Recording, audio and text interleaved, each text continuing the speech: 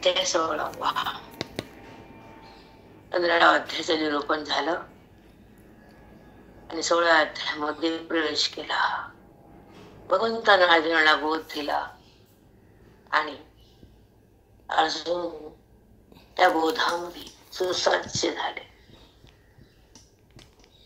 प्रत्येक ओवीच्या वाक्याच्या शब्दाचा भावार्थ अर्जुनाच्या बुद्धीनं ग्रहण केला. तसा तसा अज्ञानाचा अंश अंधभाव नष्ट झाला. बोध हृदयात साठवल्या जातो, बंधन तुटल्या जात, संभ्रम सुटल्या जातो, विठ्ठल विठ्ठल हृदय होता. यासाठी आपण खाली आलो, यासाठी मनुष्य योनी आहे. अजन्म हा श्वास, ही बुद्धी, हे अंतःकरण, ही वृत्ती ईश्वराला समर्पित करणे, याच नाव सत्संगाच्या माध्यमातून ती बुद्धी भगवंताला समर्पित होती आणि अज्ञान तिथलं विलय पावत. आणि आपलं स्थान आपल्याला प्रतीतीला येतं, ते आत्मस्थान, ब्रह्मस्थान म्हणतात त्याला. देहस्थान नाही म्हणत त्याला. हे श्रवणाच्या माध्यमातून, साधूच्या संगतीतून तुम्हाला अवगत होत, सहज अवगत होत, जे कधीही मिळालेलं नसतं, जे ब्रह्मपद कळालेलं नसतं आणि त्या पदाचं ऐक्य तुम्ही केलेलं नसतं, त्या पदावर बुद्धीचं आगमन नसतं, म्हणून देहाचा संबंध संपलेला नसतो, म्हणून परमार्थ हा परिपूर्ण नसतो, बंधन कायम असतं आणि मनामध्ये संशय, निर्भाव, नाना प्रकारचे तरंग उठवतो आपण. ते संपले पाहिजे. मन स्वच्छ पाहिजे, अभेद नष्ट पाहिजे, अभेद स्पष्ट पाहिजे आणि साधूच्या बोधाचा इथं साठा पाहिजे आत.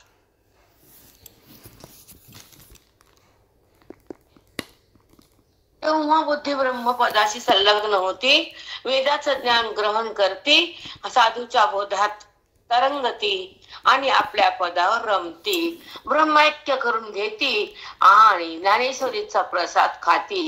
ती ब्रह्मवेत्ता होती. बुद्धी नाम अंतःकरण.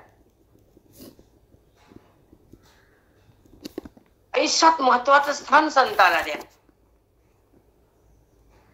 हृदय ग्रंथमय करा, श्रवण अतिशय करा, अभ्यास अतोनात करा, वैराग्य धारण करा, मग स्वरूपाला त्याचा जो चमत्कार आहे मग त्याचा अनुभव ग्रहण करा.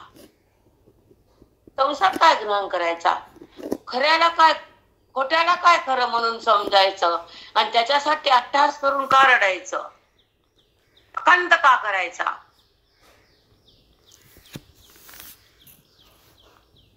खोट्यासाठी आकांत करणं बंधन आहे आणि खऱ्या प्राप्तीचं, खऱ्याची प्राप्ती हे ब्रह्मधान आहे. खोट्याला सोडणं ही सत्संग आहे आणि खऱ्याची अनुभूती हे महाधन आहे. ते वेदाची जाणे, ते ज्ञानेश्वरीची खोल आहे. तो भक्त महान आहे, त्याच्यापाशी वेदाचं धन आहे. भौतिक धन नाही, लौकिक धन नाही, नष्ट होणारं धन नाही, देहाला मान नाही आणि जगताची जाण नाही. ईश्वराच्या जाणीव वाचून काहीच माहित नाही. जडाचा संबंध तर राहतच नाही, ब्रह्मैक्य संपतच नाही आणि बंधन तिथं होतच नाही. त्याला म्हणतात साधूचं धन.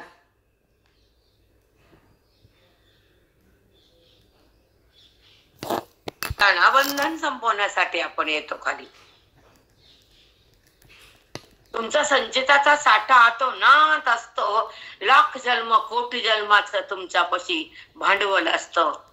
तुम्हाला त्याचं देणे घेणं नसतं. संचिताचा कर्माचा साठा किती आहे प्रारब्ध किती उरला आहे आणि झालेल्या कर्माचा अभाव आहे का कर्म तुझी चित्तात आहे? कर्मातलं मन बाहेर आहे का कर्मामध्ये आहे? कर्म संपलं, कर्म बाजूला सारलं, कर्माचं फल तुटलं आणि कर्माचा अभाव झाला आणि बुद्धी कर्माला सोडून कर्मातीत केली, परमेश्वराच्या सोबत आली, वेदाची शक्ती आली, संताची संगती लाभली आणि वेदाची संपत्ती लुटली, परमात्म्याची साथ भेटली आणि हृदयाचा संगम देहाशी तोडविला, अभेद प्रगट झाला. माऊलीचा अनुभव जगाला दिला, साधकानं ग्रहण केला, ओवीचा आत मन गेलं आणि सुसंबंधित स्वमध्ये विराजमान झालं, स्वरूपामध्ये सहज गेलं, नात्यात नाही उरलं, आकारांत नाही केला, मनानं विक्रांत नाही झाला, अज्ञानाचा अंत झाला, तो महंत झाला, वेदांताचा तिथं अभ्यास केला, ते हृदयातला परमात्मा बुद्धीत आला, तो जीवात्मा परब्रह्म ज्ञानीवेत्ता झाला, ब्रह्मवेत्ता म्हणतात. ज्ञानाची कुछ और बात आहे, संताची संगत आयुष्यात खरी साथ आहे, बाकीची साथ नसती, हे तुम्हाला माहित आहे. मग तुम्ही नाटक करतात, कारण संसारी नाटकेच असतात, मनानं फाटकेच असतात, त्यांच्या बुद्धीचे कुटकेच असतात, म्हणून त्यांना सत्संगाचं पण नसतं. पण जे साधूकडे असतात, श्रवणात असतात, वेदात नाचतात, संताला बघून हसतात, ते सुसुखामध्ये रमतात. साष्टांग दंडवत अनुभव आहे. सतसंगात संपवायची, श्रवणामध्ये खर्च करायचे, साधूच्या चरणापाशी राहायचं, सत्संगात यायचं, स्वतःच्या ओळखीत ओळख करायची, देहाची ओळख विसरायची, जगताचा बात करायचा, वेदांताचा अभ्यास करायचा, वैराग्याच्या घरात शिरायचं, विवेकाच्या दिव्यात राहायचं आणि स्वतःला स्वतःनं पाहायचं, त्याला मोक्ष म्हणायचं. सद्गुरु माऊली. विश्वास ह्या घरादाराला ढोरागोराला देऊन काय फायदा आहे? प्रेमाला मर्यादा असती. प्रेम साधूवर करा अमर्याद, संतावर करा, वेदावर करा, ग्रंथावर करा, गीतेवर करा, मरक्या पदार्थावर करू नये जास्त. कारण वासना तिथं उरती, लिंग देह तिथं उरतो. म्हणून प्रेमाला मर्यादा असावी. आईला कळावं, संतती कुठं चालली बघावं, संस्कार पुसालेत का शोधावं, आपल्या कुळाला सांभाळावं, संस्काराला जपावं, वेदाला हृदयात ठेवावं आणि साधूला माझं म्हणावं. आईचे थे नियम. लेकर बिघडायला कारण आई,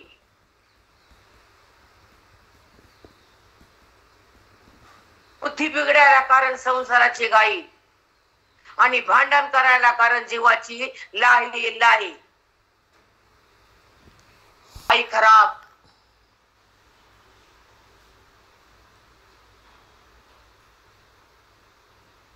पैशाला महत्व नाही, प्रॉपर्टीला महत्व नाही. तुमची प्रॉपर्टी तुमची संतान.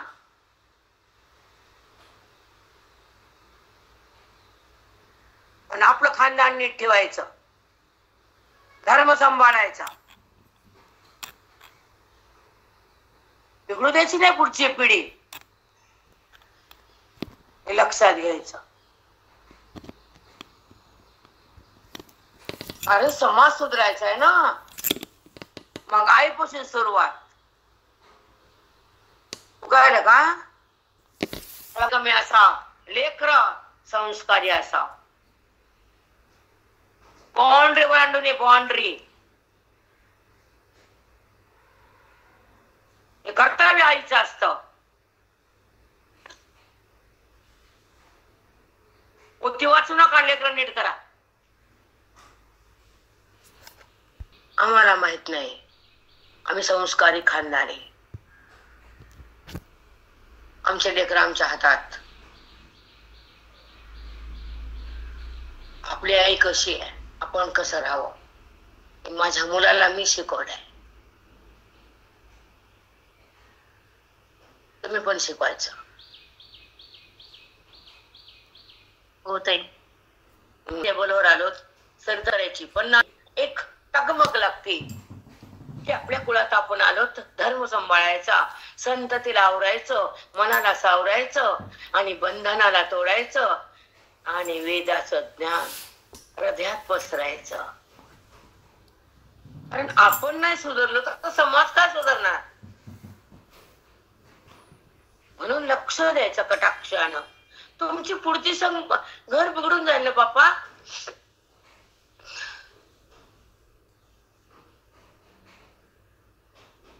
म्हणून सांगते की तुमची संतती सांभाळा, संस्कार सांभाळा, धर्म सांभाळा. या आधी शिका मग इकडे या. आणि चूक होत असती पण त्याला सावरा. एकच सांगायचं की आपण तुमच्या घराण्यात येत कुठं आलं, आपली आई कशी होती, आपण कसे आहेत आणि पुढची पिढी कशी व्हावी हे 3 लक्षात ठेवा. आपण कसे, आपली आई कशी वागली आणि आता आपल्या मुलाचा प्रपंच कसा होईल, त्यांचा पुढचा कसं होईल, पुढची पिढी. तो जर वेगळा निघाला, सवयी लागल्या तर ती संतती पण तेच करणार ना. म्हणून प्रॉपर्टी कमी असावी, संतती चांगली असावी. कोण कोणाचं सोबत नेणार आहे सगळं काही. 50 एकर असू दे का 100 असू दे का 500 एकर असू दे, झोपायची जागा शेवटची स्मशान आहे. हे बघायचं बघ, तिथं लक्ष ठेवायचं, मला पण इथे यायचंय. हे लक्षात, 500 एकर मध्ये झोपत नाही आपण, तिथं झोपावं लागतं शेवटी लाकडावर. हे लक्षात ठेवा. म्हणून वैराग्यात राहावं, विवेकाला पाहावं, आत्मज्ञान बुद्धीमध्ये साठवावं, मन वेदाकडे पाठवावं. घरात नात्यात नका ठेवू, कारण देह सुटताना ते मन राहतं खाली. मग लिंग देह उरतो आणि स्थूल देह लोक वाट लावतात. अज्ञान काय मिळत आणि जन्म मरण महाग येत. नात्यात नका अडकू, पोरात नका भडकू, लेकीला लई ना जीव नका वतू. ग्रंथाला जीव होता आता. माझी मैना, तिला वेळ नसतो तुझ्याकडे यायला. हा येत नाही मैना ठायना उगा असते हे.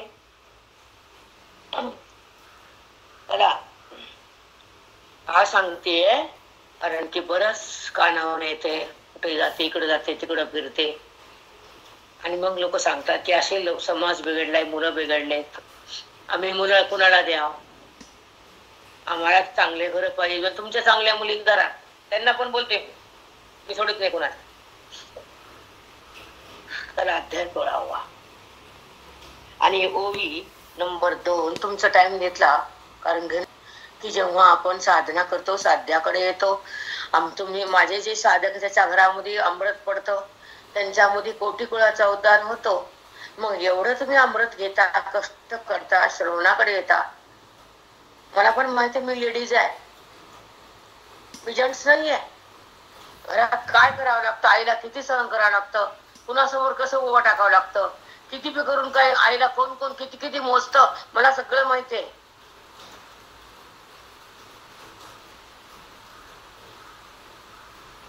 परमार्थ सोपा नाहीये, सगळं आवरून इकडे येणं सहज नाहीये. म्हणून तुम्ही श्रवणात आलात, भाग्यवान झालात. अति भाग्य तुमच्या घराचं, कुळाचं. कारण तुम्ही रोज वेदांताचा ऐकता, ब्रह्मज्ञान घेता, स्वतःला स्वतः पाहता, आनंदाकडे जाता आणि संचित कर्माचा भस्म करता, प्रारब्ध कर्माला सहज भोगता आणि संसारामध्ये आनंदानं सुखदुःखाला बाजूला सारता. भाग्यवानच माझे साधक.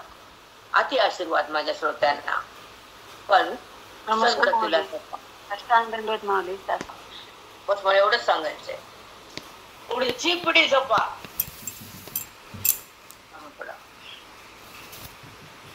सगळ्यांसाठीच आहे हे, एकासाठी नाही, सगळ्यांसाठीच आहे. हर एक कॉमन सेन्स आहे हा. की आपली मुलं आपल्या मुली घरी कशा वागतात, घरी चांगले वागतात की नाही, मुलं व्यवस्थित आहेत की नाही, हे परमार्थाचं काही लक्षण आहे की त्यांच्यापाशी, हे बघावं लागतं. चला, अध्याय 16 आणि ओवी नंबर 2. जो अविद्या राती सोनिया गिरी ज्ञान सांदनिया, जो सुदिनू करी ज्ञानिया स्वबोधाचा, जो सुदिनू करी ज्ञानिया स्वबोधाचा. सुदिन मंगलकारक दिन होतो. स्वबोध म्हणजे आत्मबोधामध्ये जे मन राहतं आणि जे श्रवणामध्ये येतं आणि स्वला पाहतं. सुदिन म्हणजे मंगल दिन तयार झाला त्या दिवसापासून. मी तुम्हाला म्हणलं माझे श्रोते खूप भाग्यवान आहेत. काल एक दिवस पाठ नव्हता, मी काल घेतला, परवा नव्हता. तिकडे गेलते आमच्या. एखादी व्यक्ती आपल्यापासून रुसली की दूर जाते, पुरत नाही. तसं अविद्येची रात रुसून दूर गेली बुद्धीतून. कारण ब्रह्मज्ञानाचा प्रकाश आला. 16 अध्यायामध्ये अर्जुनाने भगवंतानं त्यांना पुढे पुढे नेलं आणि 16 अध्यायामध्ये विश्वाचा भास मावळला. मावळीत विश्वाभासो नवनवदला छंदांसो. ज्ञानसूर्य उगवला, विश्वाचा भास मावळला, स्वरूपाचा संबंध प्रगटला. अर्जुन आपल्या परमात्म्यामध्ये बुद्धीसह एक झाला. म्हणून तो पुढचा अनुभव त्यांचा इथे सांगितला भगवंतानं. अर्जुनाला किंवा ज्ञानी लोकांना माझी ओवी ऐकून काय काय होतं, काय मिळतं, काय कळतं, त्याचा अनुभव सांगितला येतो. ज्ञानोबा आहे ना, निमित्त केलं अर्जुनाला आणि बोध जगाला दिला. खूप सुंदरच नाही माऊलींची आहे. आपण काय बोलणार, त्या माऊलीचं ज्ञान अगाध समुद्रापेक्षा जास्त आहे आणि आपण समुद्रातली बूंद आहे. बरोबर आहे. खरे वा, खरंच माऊली. त्या रात्री सोनिया, जो ज्यानं अविद्येची रात्र संपवली, काय केलं, गिरी ज्ञान सांदनिया, जो सुदुनू करी ज्ञानिया स्वबोधाचा. सुदुनी त्या दिवशी दिन कसं झाला, सु झाला, मंगल झाला, पवित्र झाला. आणि ज्ञान अज्ञान चांदनिया, मला ब्रह्म कळत नाही हे अज्ञान आहे. मला ब्रह्मस्वरूपाचे ब्रह्मास्मी मी ब्रह्म हे ज्ञान आहे. आणि मला ब्रह्मस्वरूपाचं ज्ञान नाही हे अज्ञान आहे. पण दोन्ही सुद्धा अज्ञानच आहे. हे वृत्तिगत ज्ञान आहे आणि ते भेदाचं आहे, तो आपण त्याच्यापासून दूर आहे. मग हे ज्ञान अज्ञान चांदनिया तिला गिळून टाकलं. वृत्तिगत ज्ञान बी संपला, अज्ञान बी संपला, सुदून झाला, बुद्धी भगवंता सोबत राहिली, ऐक्य झालं, परमात्म्याची जाणीव आली, अनुभूतीमध्ये मन गेलं, अंतःकरण बाधित झालं आणि स्वच भान स्वला आलं. हे ज्ञान माऊलीने दिलं, अर्जुनानं हस्तगत केलं, बुद्धीच्या हातात आलं आणि ते अनुभव आम्हाला दिला, आम्ही तो चाखला.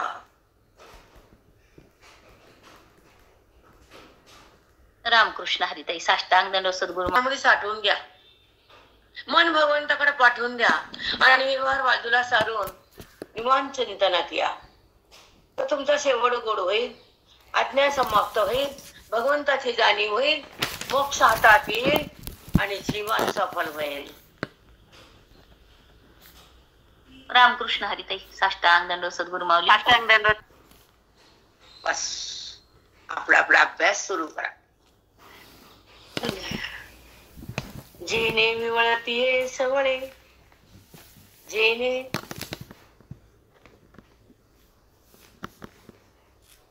जो सुदिनू करी ज्ञानी या स्वबोधाचा तो राहिला. जो सुदिनू करी ज्ञानी या स्वबोधाचा. अशा अज्ञान आणि ज्ञान वृत्त्याला सोडलेला ज्ञानी महात्मा सुदिन झाला, त्याचा दिवस मंगलकारक झाला स्वबोधाचा. तो त्या दिवसापासून ज्या दिवशी आत्मैक्य झालं तो आपल्या ब्रह्मानंदामध्ये बुद्धी स्वतः सहज आली. अखंड परमात्म्याचं तिनं चिंतन केलं आणि तिचा अनुभव तिनं घेतला. तर ती परमात्म्यामध्ये अखंड राहती. व्यवहार जरी झाला तर ती देहावर नसती, हे सांगायचंय माऊलीला. शब्दाकडे लक्ष दे. हो माऊली, किती सुंदर.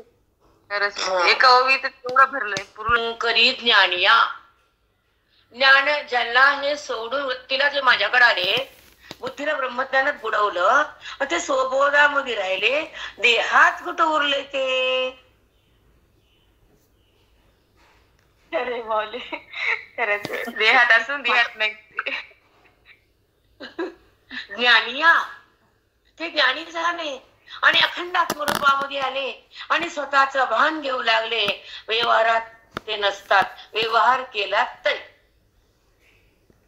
जशी सासरी मुलगी येती आणि आईच्या बापाच्या घरात राहती पण माझं घर नाही म्हणती, तसा ज्ञानी महात्मा व्यवहारात राहतो, देहात राहतो, पण माझा देह नाही, माझं घर नाही, माझी सत्ता नाही म्हणते. रामकृष्ण हरिताई साष्टांग सद्गुरु माऊली.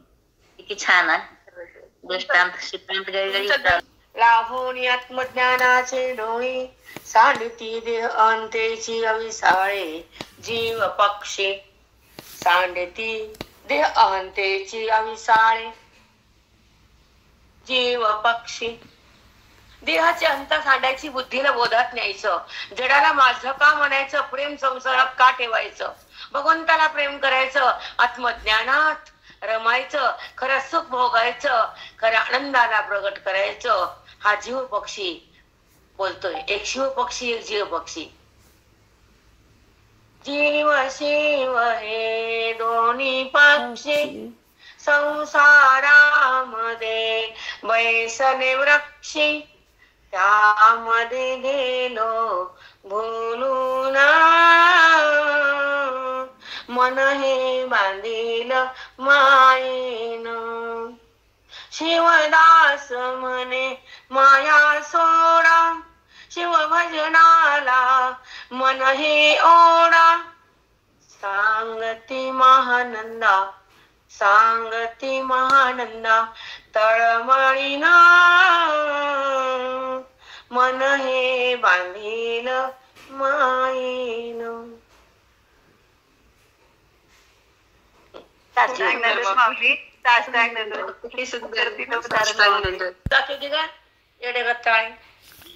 चला. जेने विवळतीये सवळे, लाभोनी आत्मज्ञानाचे डोळे. आत्मज्ञानाचे डोळे लाभोनी प्राप्त झाले. अगोदर कोणते डोळे होते? अज्ञान रूपी डोळे होते, जगताला पाहणारे डोळे होते. देहाला माझं म्हणणारी बुद्धी होती, वृत्तीमध्ये अज्ञान होतं, समोर जगताचं भान होतं, मनामध्ये विषयाची जाण होती, विषयाची आवड होती आणि हा संसार बुद्धीमध्ये थांबलेला होता. पण आत्मज्ञान झालं, अज्ञान भस्म केलं, जडाचं नातं संपवलं, वृत्तीने भगवंताला आलिंगन दिलं, बुद्धामध्ये मनचं लग्न केलं, वेदाचं भाग्य हृदयात आलं आणि आत्मज्ञानाचे डोळे आले.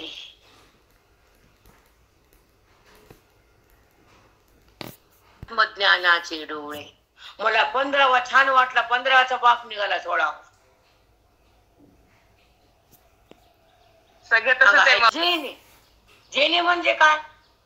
ज्या बुद्धीला स्वबोध मिळाला, ती स्वबोधामध्ये आली, त्यामुळे जेने अखंड आत्मस्वरूपाचा तिला बोध संतानं दिला आणि स्वबोधामध्ये मन आलं, जेणेकरून आत्मज्ञानाचे डोळे प्राप्त झाले, जगतरूपी अंधार गेला, देहाचा संबंध संपला, वृत्तीमध्ये परमात्मा प्रगटला आणि तो ज्ञानी महात्मा जगतामध्ये महान झाला. म्हणून सांडिती देह हंतेचे अविसाळे जीव पक्षी. त्या जीवरूपी पक्षानं देहाची अहंता सोडली, परमात्म्याची जाणीव पकडली आणि भ्रांतीतून मन बाहेर आलं, जीवभाव संपवला आणि त्या जीव पक्षानं या देहाच्या पिंजऱ्यातून उडाला आणि व्यापक सत्तेमध्ये थांबला, परमात्मा बनला, स्वचा अनुभव चाकला, परमानंदामध्ये विघरला, व्यापक सत्तेत थांबला, परमात्मा तो बनला. म्हणून तो आपल्या आपल्या सत्तेवर आला. जीव पक्षी या देहाच्या पिंजऱ्यातून उडून गेला. रामकृष्ण हरिताई. स्वबोधामध्ये मन आलं, ज्ञानाचं धन बुद्धीला घेता आलं, जेणेकरून पिवळतीये सवळे. आत्मज्ञानाचा उदय झाला हृदयामध्ये आणि बुद्धीला नजर आली परमात्म्याची. आत्मज्ञानाचे डोळे म्हणले इथं. ह्याचा भावार्थ जगत नाही दिसत, जगदीश्वर आहे तो सत्ता त्याची दिसते. जगत हे नामरूपात नटलेले, नामरूप हे खोटे आणि त्या नामरूपामध्ये परमतत्व मोठे, व्यापक सत्ताच आहे, दिसून खोटे, अस्तित्व मोठे, सचित आनंद जगत आहे. जगत त्याला सत्ता नाही, परमात्मा असून त्याला काही दिसत नाही आणि त्याचा परमभाव संपत नाही, अविद्या तिथं उरत नाही आणि तो आपल्या भगवत भावाहून देहावर यायला कधीही तो देहाकडे जात नाही. कारण नाम आणि रूपाला त्यानं सोडले. हे आत्मज्ञानाचं जे ज्ञान त्यानं भोगले. नामरूप हे जगत आहे, आकार ही माया आहे आणि वृत्ती तिथे जातीये. वृत्तीतला बोध जगताच्या नामरूपाला बाधित करतोय आणि जगताचं अधिष्ठान त्याला मनामध्ये सहज अनुभूत होते आणि जगताचा अभाव करून ब्रह्मभाव जागा होतो. विवळतीये सवळे. सवळे कळाला का शब्द कशावर बोलले मी? मंदांना नाम रूपाचा परिहार दिसतो, जगत भाव जिवंत असतो, अंतःकरण मोहात असतो, अज्ञान तसंच असतं आणि जगताला सत्ता दिली, देहाला माझं म्हणणारी वृत्ती जिवंत ठेवली तर बुद्धी वाया गेली. ज्ञानाची शक्ती नामरूपाला बाधित करतेच, बोधाची युक्ती स्वरूपाला प्रगट करतेच आणि संताची वृत्ती आत्मभाव जागा करतेच.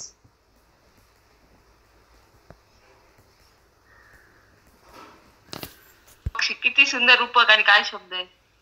देहाचा अहंकार सोडून ती बुद्धी भगवंतात गेली. त्या आत्मज्ञानानं त्या ज्ञान सूर्याचा उदय झाला, गुरुचा बोध बुद्धीत आला, ती खऱ्या सुखात नाहली, आनंदात रममान झाली. तेव्हा ती देहाला माझं का म्हणे, देहाचा पिंजरा त्या बुद्धीनं सोडला. आत्मज्ञानाचे डोळे त्या बुद्धीला मिळाले, वृत्तीतलं अज्ञान भस्म झालं, समोर जगताचा भाव होता तो जगत अभाव झाला, बुद्धीमध्ये विषयाची जाण होती.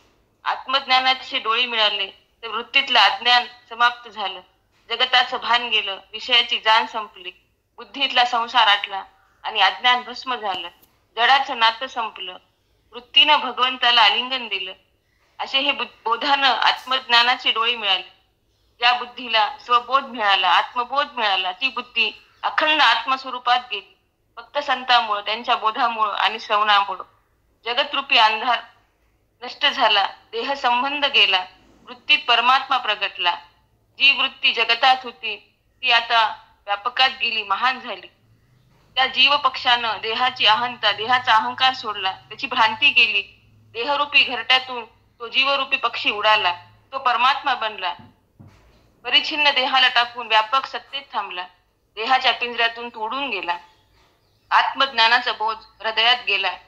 तेव्हा नजर परमात्म्याची आली. जगत नाहीच, जगदीश्वरच आहे. दिसणारं नामरूप खोटच आहे, परमतत्व मोठं आहे. अस्तित्वाची जाणीव झाली, अस्तित्वच खरं आहे, जगत खोटं आहे. हा परमभाव बुद्धीत जेव्हा उगम झाला तेव्हा अविद्या उरतच नाही, तेव्हा देहाकडे तो जातच नाही. त्यानं आत्मज्ञान भोगलं. नामरूप खोटं आहे, आकार म्हणजे माया आहे आणि वृत्ती त्या आकारात जाते, तर ती वृत्तीचा बोध नामरूप बोध गेला तर नामरूप बाधित झालं, जगताचा अभाव झाला, ब्रह्मभाव जागा झाला आणि नामरूपाचा परिहार केला. तेव्हा जगताचा अभाव करून अज्ञान गेलं. देह खरा वाटत होता तेव्हा बुद्धी वाया गेली होती, पण नामाच्या शक्तीनं देहभाव गेला. बोधाच्या युक्तीनं स्वरूप प्रगट झालं आणि संताच्या प्रीतीनं आत्मभाव जागृत झाला आणि तो जीवरूपी पक्षी शिव झाला, चिदाकाशात उडून गेला. देहाच्या पिंजऱ्याला टाकून साष्टांग दंडवत सद्गुरु माऊली. संताच्या बोधानं ही शक्ती आहे, श्रवणाची, बोधाची आणि संताच्या कृपेची. प्रेरणा काय बोलूये, काय बोलायला शब्द तरी आपल्यापाशी. खरंच माऊली, एका ओवीतूनच मोक्ष आहे. नामरूपाचा बाद करून देहाचा हे घरट सोडून त्या व्यापक आकाशात उडून जायचे. कशाला एवढ्या एका देहात अडकून पडायचं? नामरूपात, देहात, विश्वात सगळ्याचा बाद आहे. काय द्यावं माऊलीने सांग ना, तू किती दिले विचार कर प्रेरणा. खरंच माऊली, खरंच कळत नव्हतं हे, आता श्रवणातच कळते. फक्त संताजवळ जेणे विवळी सवळे, मला काय लागतच नव्हतं, वेळ नाही, मी थकलेली. टाळले कमळाचा कोटी वेचतया चित भ्रमराचा, बंधु मोक्ष जयाचा उदेला होय, बंधु मोक्ष जयाचा उदेला होय. लिंग देह कमळाचा, लिंग देह कमळाचा, ज्या स्थूल देहामध्ये लिंग देह आत्मरूपी लिंग देह रूपी कमळ उमललं मन बुद्धी. ते कमळ उगवतं पाण्यात आणि मकरंद येऊन खातो त्याचा सुगंध. ते आत्मज्ञान रूपी कमळ उगवलं, लिंग देह रूपी कमळ उगवलं. ऐका, लिंग देह कमळाचा, आत्मज्ञान रूपाचं कमळ उगवलं म्हणजे लिंग देह रूपी कमळ उगवलं मन बुद्धीमध्ये. तो याचा ज्ञानाचा प्रकाश सुगंध पसरला फुलात. कोटी वेचतया चित्र भ्रमराचा,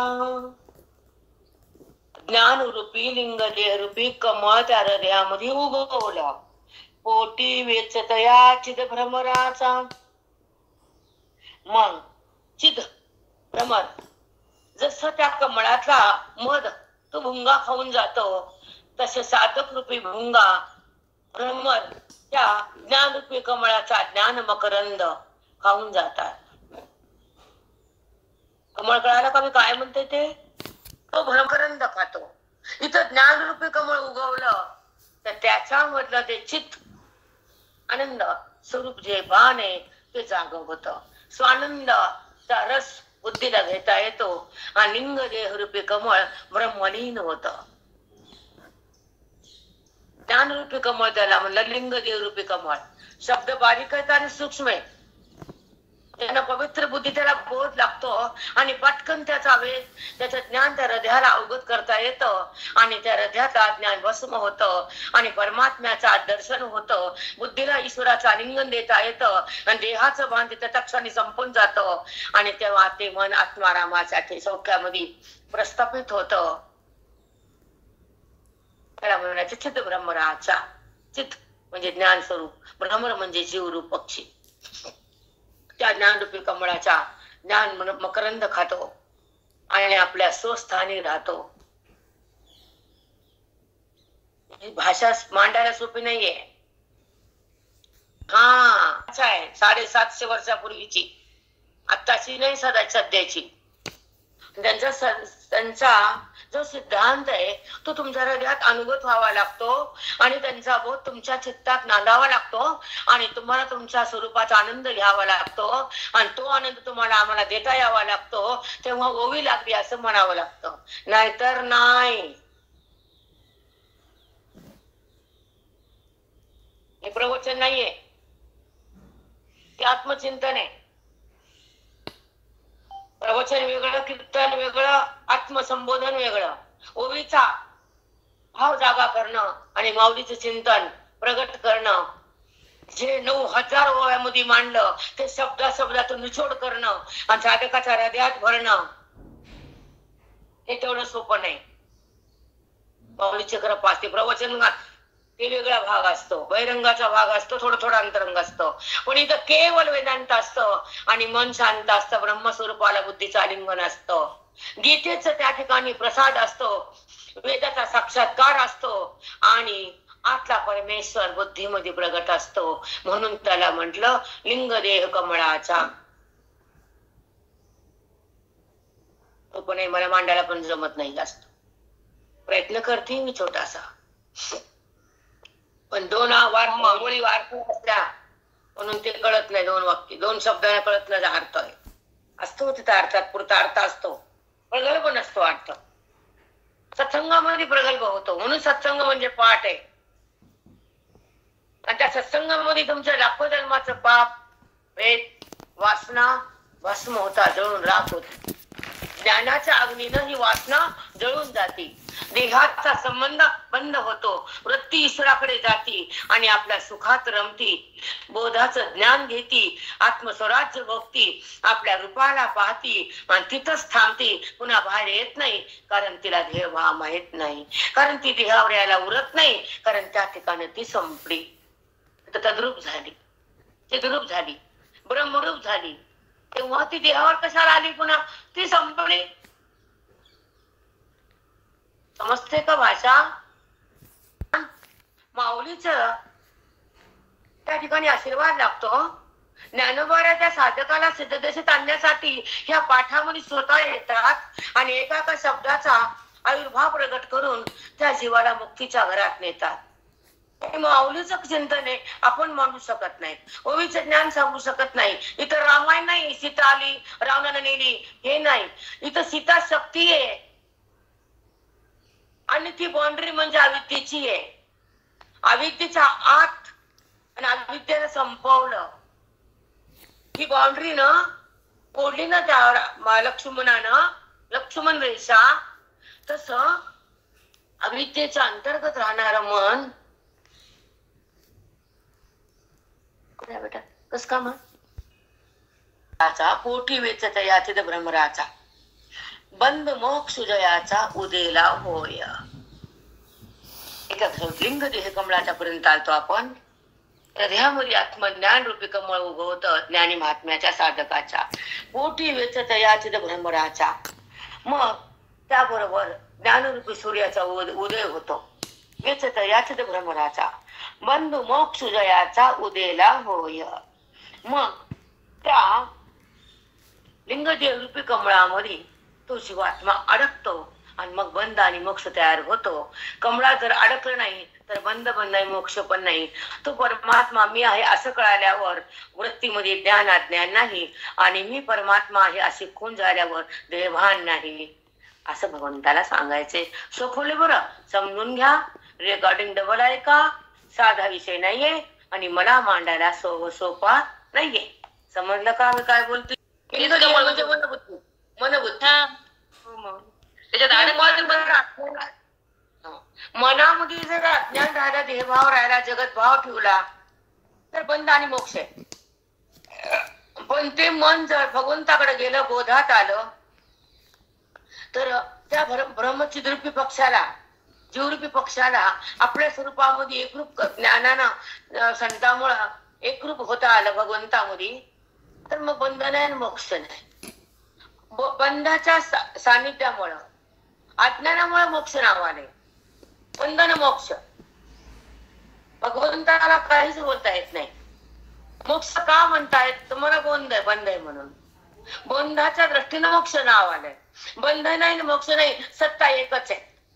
त्याला मनाला शब्द नाही, तिथे व्यवहार वृत्ती नाही आणि त्याच्या वाचून जगत नाही. हे ज्याला कळतं त्याला पुन्हा जन्म नाही.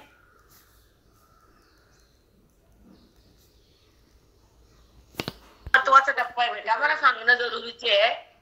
बंधाच्या दृष्टीनं मोक्ष नाव आले. सूर्याला रात्र बी नाही, दिवस बनायचं, स्वतः स्वयंप्रकाश आहे. सगळ्या जगाला प्रकाशाचा संपलाच नाही. तुमच्यापासून सूर्य तिकडे गेला, तुम्हाला अंधार आहे, सूर्याला कुठं अंधार आहे? तुम्हाला बंध मोक्ष आहे, तुम्ही परमात्मा आहे, त्या परमात्म्याला बंध बी नाही मोक्ष बी नाही. पण तुमची अवस्था देहाकडे आली, जीव हा भ्रमात गेला आणि तो देहाला माझं म्हणू लागला, विषयाला भोगू लागला आणि ह्या नात्यामध्ये अडकू लागला, जगत खोट्या जगाला स्वीकारू लागला, खऱ्या परमात्म्याला नाकारू लागला, वृत्तीमध्ये कर्म साठवलं, वृत्तीमध्ये जगतभाव आणला आणि व्यक्ती भगवंतापासून दूर गेली म्हणून बंद, आणि वृत्ती भगवंताला जाणू लागली मोक्ष, आणि वृत्ती संपली बंद बी नाही मोक्ष बी नाही. एका ओळीवर 15-15 20 मिनिटं. एक दिवशी तर त्या दिवशी मळकट, त्रिविध मळकटावर 1.5 तास बोलले. त्रिविध मळकटा 2च शब्द होते, त्रिविध आणि मळकटा. हो माऊली, हो. हो काय म्हणून तर गुरुजी सारखं ज्ञान जगात झालं बी नाही, होणार बी नाही, आणि कुठं ऐकायला मिळणार पण नाही. कुणी काय म्हणू दे, मला त्याचं काय देणं घेणं पण नाही. बोलतात लोक माघारी, मला त्याचं काय वाटत पण नाही, कारण मी माझ्या गुरुजींची, मी या लोकांची नाही बडबड्या. त्यांनाच कुणी कळालं नाही तर ते असं बोलतात. ते आपल्या समाज भूषण रत्न गुरुजी आहेत, वैभव आहे समाजाचं, ते तुम्हाला कळत नाही तर आम्ही काय सांगायचं. वेदांत किसी त्यांना पदवी दिली आहे, आणि तो संप्रदाय आमच्याकडे एवढं भाग्य हृदयाचं, अन्यकडे नाही. आम्ही आमच्या आर्यवंश समाजाकडे, आमच्या साधूकडे, वेदाकडे. गुरुजी म्हणजे साक्षात वेद आहे, गुरुजी म्हणजे आनंदीतले साक्षात ज्ञानोबा आहे. हे कुठंच नाही बघायला, कुठंच नाही. माग झालं नाही, पुढे होणार नाही, असे आमचे गुरुजी आहेत. ज्याला कळलं त्याला कळाले, इकडे वळले, ज्याला नाही कळले ते कुठे पळले. खरंय, कुठे मी आडरानात जा, आडरानामध्ये जाऊन बसा, डोंगरामध्ये हिंडा. अवघड भाषा म्हणजे डोंगर. आपलं काय करायचं.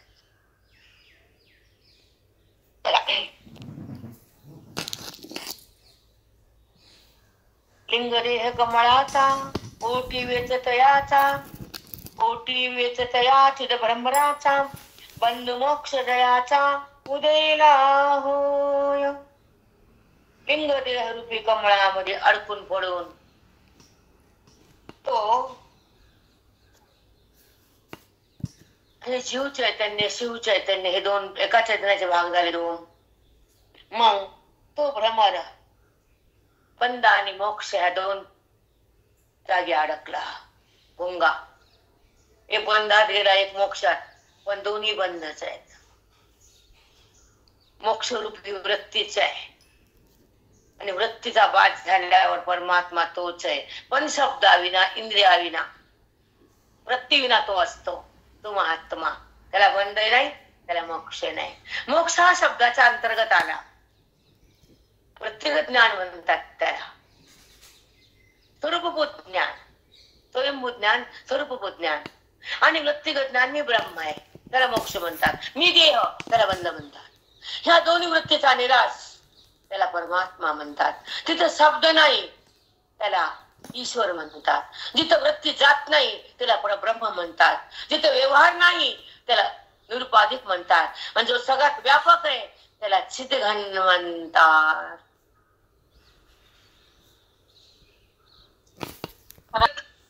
दोन वृत्ती, एक वृत्तिगत ज्ञान आणि जे वृत्तीचा स्वरूपभूत ज्ञान. वृत्तीचा बाद झाल्या परमात्माच आहे, तिथे शब्द नाही. वृत्ती विना, इंद्रिया विना तो आहे, ते स्वरूपभूत ज्ञान आहे, म्हणजे ते स्वयंभूत ज्ञान आहे.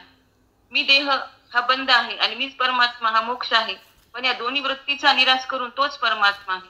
जिथे शब्द नाही तो ईश्वर आहे, जिथे शब्द जातच नाही तोच भगवंत आहे, जिथे व्यवहार नाही तोच निरुपाधिक आहे, तोच व्यापक झाला, त्याला चिदघन म्हणतात. त्याला बेटा, याला हे स्टार आहेत वाक्य, स्टार. हो पुन्हा भेटत नाहीत, कोण्या महाराजांच्या तोंडातून निघत नाहीत. लिहून ठेवा, लिहून ठेवायचे शब्द आहे. हो माऊली, हृदयातच लिहायचे आहेत माऊली. वहीत पण लिहायचं. नाही, कोणत्या ग्रंथात नाही, कोणत्या वक्त्यात नाही, कोणत्या प्रवचनात नाहीत.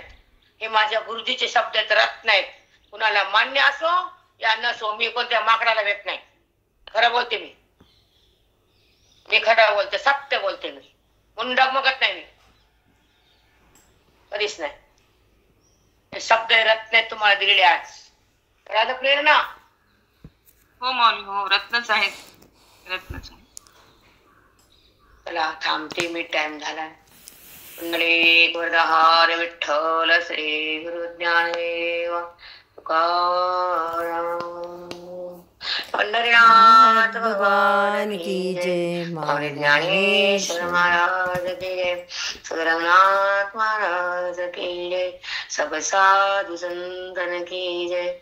बजरंग बली की जय.